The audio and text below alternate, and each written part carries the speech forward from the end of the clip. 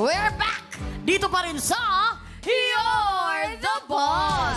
Eto na nga, naipakita na natin ang listahan ng mga katropay na panalo sa What to Win. Congratulations sa inyo! At kanina ay nakapili na rin ang mga boss sa utos para kay Mr. Casey. At ito ay hipan. Kaya naman, para malaman kung paano ito gawin, let's all watch this. Katropais! You're the boss! At ang utos ni boss, hipan!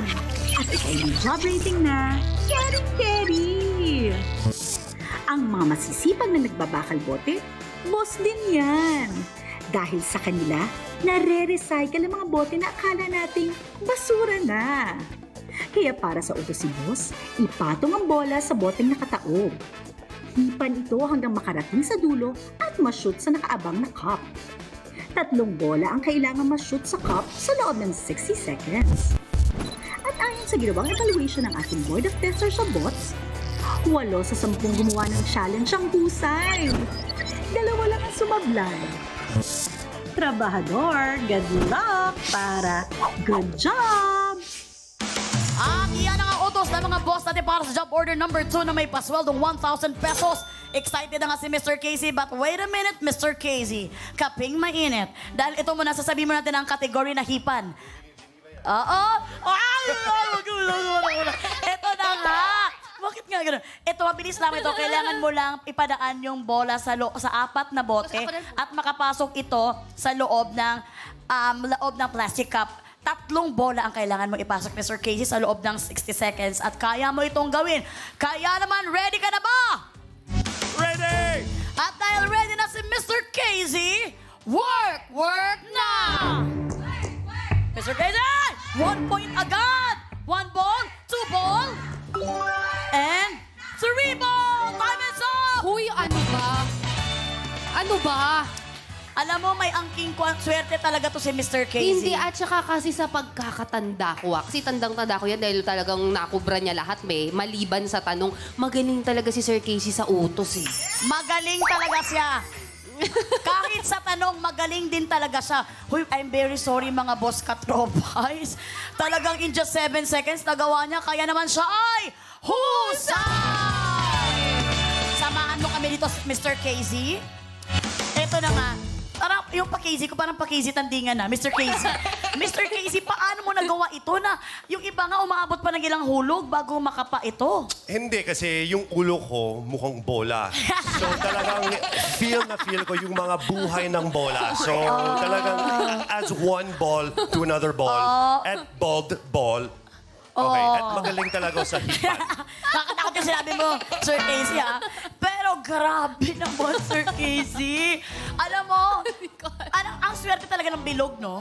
Talaga pag may bilog ka talaga sa sarili mo, talagang swertihin ka talaga. Sir Casey, alam mo, nakakatakot na mga boss katropay sa mga job order mamaya. Baka hindi na kayo umabot mamaya, okay? Dahil good job siya, makakakubra siya sa pasahod ng boss natin ng 1,000 pesos. Kaya naman, OJT's baby girls, kukubra na siya. JD's BB Girl. Kukubra na yan! Kukubra na yan! Kukubra na yan! Hoy! Maraming salamat, baby girls, OJT's. JD's BB Girl. Nakakubra na siya! Nakakubra na siya! Nakakubra na siya! Hoy! Nakakubra na nga ang ating trabahador at siya may total ipon na 2,000 pesos. Partner, ako sinasabi ko sa'yo, kailangan ka ng kabahan dito. Pasensya na mga boss ko, wala po muna tayong kubra para sa job order number 2. Pero tanong po ang susunod na job order, kaya abang-abang po tayo. Ayan na nga, abang-abang daw kayo. Pero bago yan, break time muna tayo, Mr. Casey. Kasi kailangan muna nating magkwentuhan kasi ang mga boss natin talaga may pagkamarites din talaga Yes, ito. magkwentuhan muna tayo kahit ayaw ka namin talagang pagpahingahin. Eto na nga, Mr. Casey, nakita nga ng mga boss na umattend kayo ng wife mong si Miss Stephanie sa kakatapos lang na Opulence Ball 2023. Sabi mo nga ang caption ng picture ninyo sa Opulence Ball is, "Look out, the parents are out." Wow! Kayo bang mag-asawa ay bihira nang magkaroon ng date na kayo lang dalawa? Minsan lang talaga. Kasi wala kaming yaya, wala kaming kasambahay, wala kaming...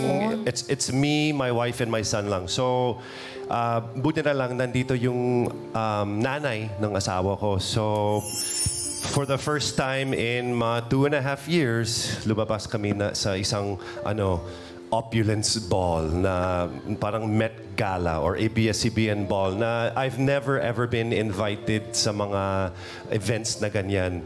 Lalo na sa yung mga ABS-CBN balls. Never. Napaparinig si Mr. Casey. Baka next year, Mr. Casey. Don't you worry, okay, Mr. Casey? Sana. Huwag ka nang kumain sa loob. Okay.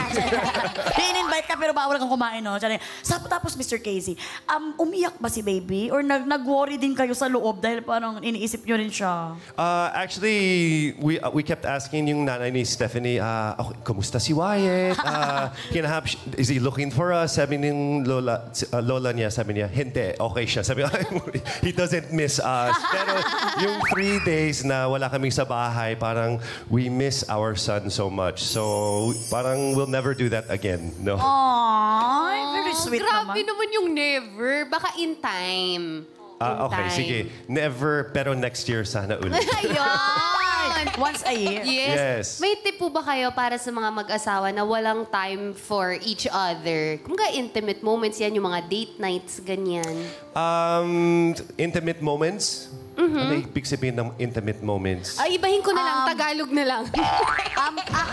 Moments yung parang kayong dalawa lang. Oh, yun, ganyan. Okay. Akala ko iba. So, Ay, Mr. Casey, ha? basta you have to find time kahit andun yung anak mo, di ba? Kahit naka-nap siya or tulog siya or kahit may dates sa loob ng bahay, nanonood kayo ng movie. Ayun naman pala. Kahit yan. Kasi alam ng mga parents na ang hirap to find time. So, kahit 30 minutes, pwede na yun. To be intimate. 30 minutes, pwede Yes. din. Hi! Pero in fairness, to be intimate is normal sa mag-asawa kasi may marriage Yes. certificate. Yes. Meron kayong lisensya Yes. to do it, okay? But no problem, Mr. Casey. So, iiwan nyo lang sa amin ni Jenica kung gusto nyo umalis ulit. Dali namin ito sa You're the Boss, si Wyatt. Pero at least talaga nagkaroon sila ng time. Balita ko kasi talaga sa kanilang magkapatid, si Mr. Troy Montero at si Mr. Casey is a very hands-on father. Kayong dalawa, lagi ko nababalita. At saka, very mabait sila. Why is that? Ba't mo tinatanong mabait, no? Kasi siyempre ang gugwapo na, tapos mababait pa rin sila. Very gentleman. I think kasi ang mga magulang namin ni Troy, hanggang ngayon, married sila. So talagang like very, very family-oriented yung buhay namin sa US. Wow, grabe, no? Well, Mr. Casey, huwag kang sobrang masaya dyan sa kwentuhan natin kaya hindi ito magandang buhay. This is You're the Boss. Kaya naman itigil na natin ang intimate moments na yan. Work para sa pasahod worth 2,000 pesos. Kaya naman, andito na tayo sa job order number 3.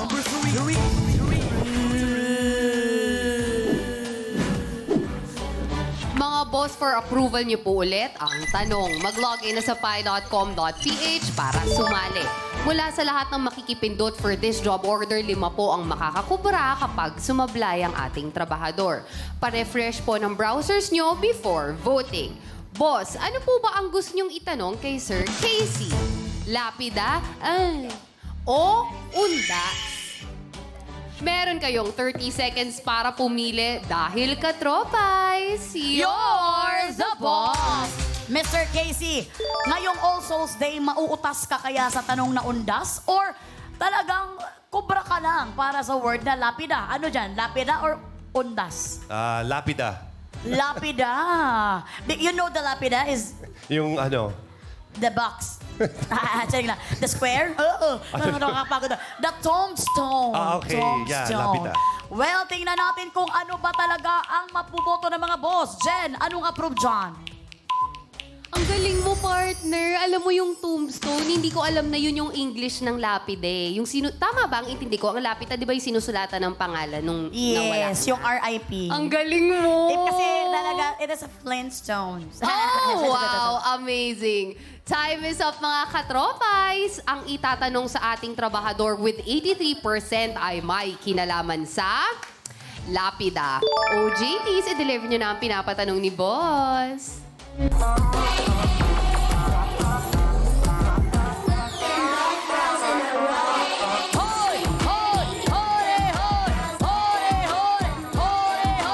Hoy! Hoy! Hoy!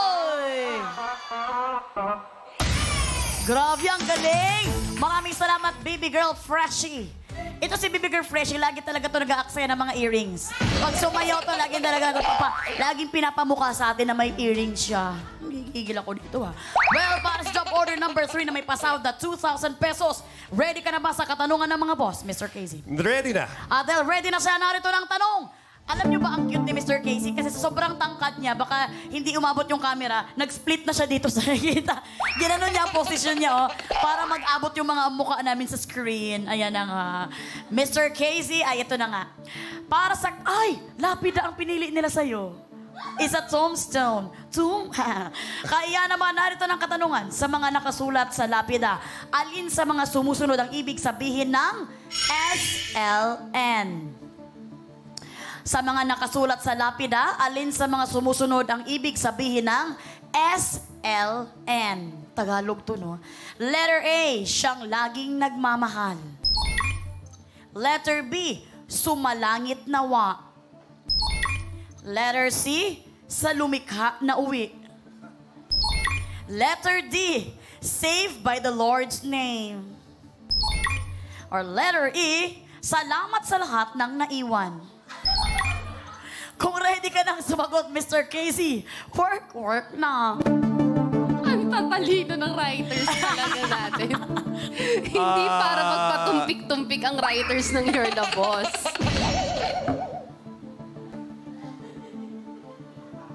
Okay, A, siyang laging nagmamahal. Letter A, siyang laging nagmamahal ang narinig natin kay Mr. Casey. Pag-isipan mong mabuti dahil ito'y nagmamahal, dahil ito'y nagkakahalagang 2,000 pesos.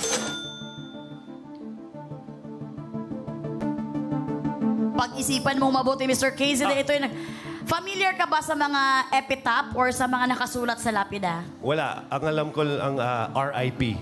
Parehas tayo, RIP lang. Okay. So, sige. Letter A, final answer. Letter A, final answer. Nakasana agad ni Mr. Casey ang kanyang sagot at ito ay siyang laging nagmamahal. Para mapakwad pa, Dear Charo to, no? Siyang laging nagmamahal ang kanyang sagot at na final na nga ito, siya kaya ay husay o sablay. Kaya naman, huwag na nating patagalin. Mr. Casey, ang sagot mong letter A,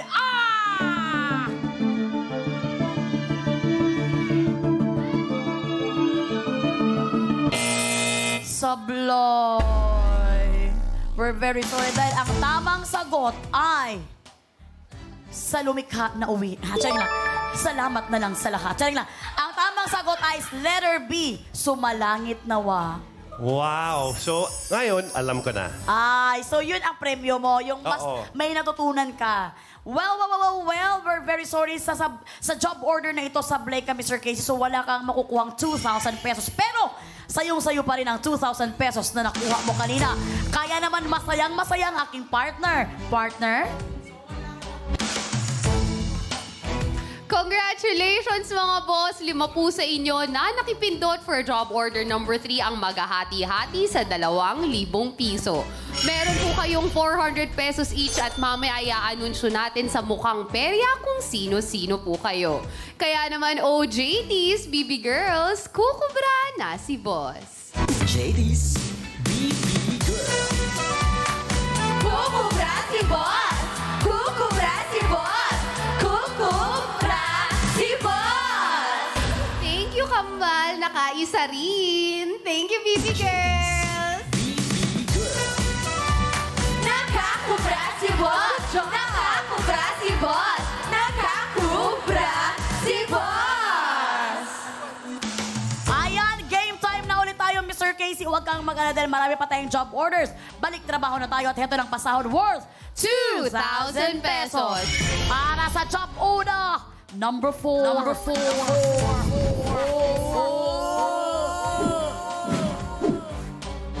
Mga boss, kayo po ulit ang mag-a-approve ng utos. Mula sa lahat ng makikipindot for this job order, 5 po ang makakakubra kapag kasablay ang ating trabahador. Boss, ano po ba ang gusto niyong iutos kay Sir Casey? Suotin, i-shoot, linisin o saluhin? Meron kayong 30 seconds para pumili dahil katropais, You're the boss! Eto na nga, Mr. Casey, ano ba ang kaya mong gawin na utos? Linisin, saluhin, i-shoot, or suotin? Suotin.